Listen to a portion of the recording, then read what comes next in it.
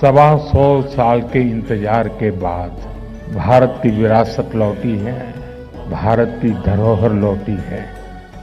आज से भारतीय जनमानस भगवान बुद्ध के इन पवित्र अवशेषों के दर्शन कर पाएगा, भगवान बुद्ध के आशीर्वाद ले पाएगा।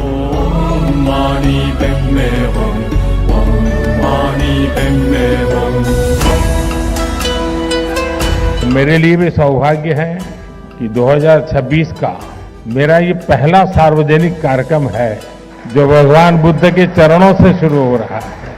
मेरी कामना है भगवान बुद्ध के आशीर्वाद से 2026 दुनिया के लिए शांति, समृद्धि और सद्भाव का नया दौर लेकर के आए।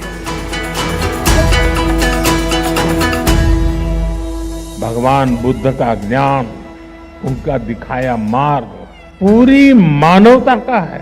भगवान बुद्ध सबके हैं, भगवान बुद्ध सबको जोड़ते हैं।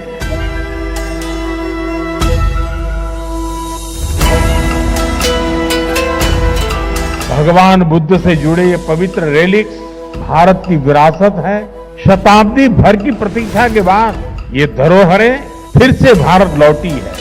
इसलिए मैं देश भर के लोगों से भी कहूंगा कि वो इन पुण्य अवशेषों के दर्शन के लिए, भगवान बुद्ध के विचारों से जुड़ने के लिए एक बार यहां अवश्य आए। भगवान बुद्ध की हमारी ये साझा विरासत इस बात का भी प्रमाण है कि भारत सिर्फ पॉलिटिक्स, डिप्लोमेसी और इकोनॉमी से ही नहीं जुड़ता। भारत केवल भगवान बुद्ध के पावन अवशेषों का संरक्षक नहीं है, बल्कि उनकी परंपरा का जीवंत वाहक भी है।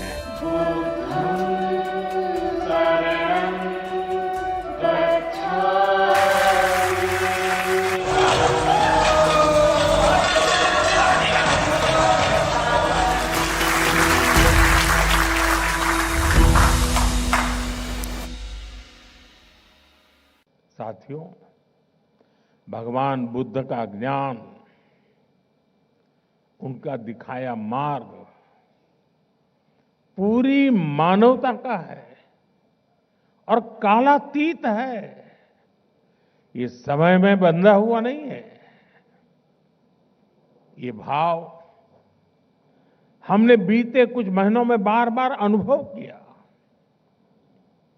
बीते कुछ महीनों में भगवान बुद्ध से जुड़े पावन अवशेष जिस भी देश में गए, वहां आस्था और श्रद्धा का ज्वार उमड़ आया।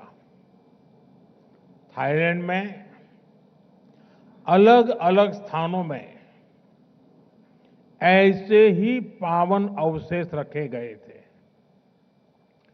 महीने भर से भी कम समय में वहां 40 लाख से अधिक श्रद्धालुओं ने उनके दर्शन किए। वियतनाम में जन भावना इतनी प्रबल थी कि प्रदर्शनी की अवधि बढ़ानी पड़ी। वहां के 9 शहरों में करीब 1.25 करोड़ लोगों ने बुद्ध अवशेषों को नमन किया। मंगोलिया में गंदन मठ के बाहर हजारों लोग घंटों घंटों तक प्रतीक्षा करते रहे। कई लोगों ने सिर्फ इसलिए भारतीय प्रतिनिधियों को छूना चाहा क्योंकि वे बुद्ध की भूमि से आए थे। रूस के काल्मिकिया क्षेत्र में सिर्फ एक सप्ताह में 1.5 लाख से अधिक श्रद्धालुओं ने पवित्र रेलिक्स के दर्शन किए। ये वहां की आधे से भी अधिक आबादी के बराबर है। विभिन्न देशों में हुए इस आयोजन में क्या आमजन, क्या हेड ऑफ द गवर्नमेंट सभी एक समान श्रद्धा से जुड़े। भगवान बुद्ध सबके हैं, भगवान बुद्ध सबको जोड़ते हैं। भगवान बुद्ध के पवित्र रेलिक्स को अपने बीच पाकर हम सभी धन्य हैं। इनका भारत से बाहर जाना और लौटकर फिर भारत आना, ये दोनों ही पड़ाव अपने आप में बहुत बड़ा सबक है। सबक ये है कि गुलामी सिर्फ राजनीतिक और आर्थिक नहीं होती। गुलामी हमारी विरासत को भी तबाह कर देती है। भगवान बुद्ध के पवित्र रेलिक्स के साथ भी यही हुआ।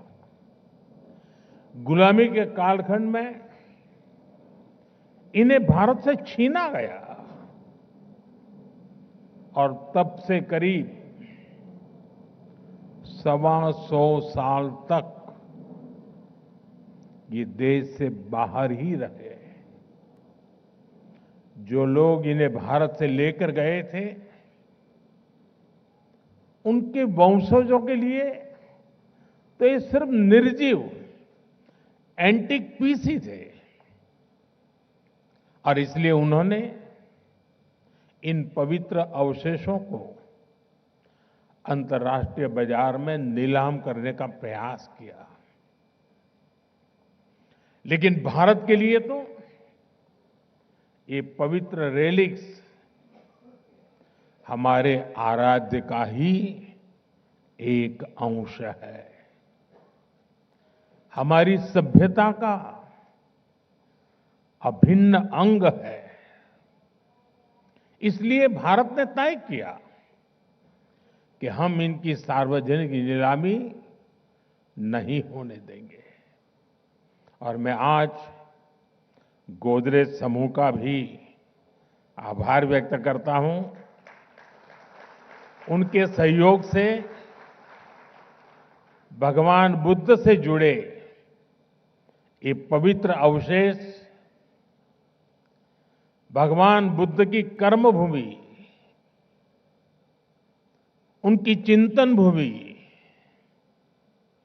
और उनकी महाबोधि भूमि और उनकी महापरिनिर्वाण भूमि पर वापस लौटे हैं।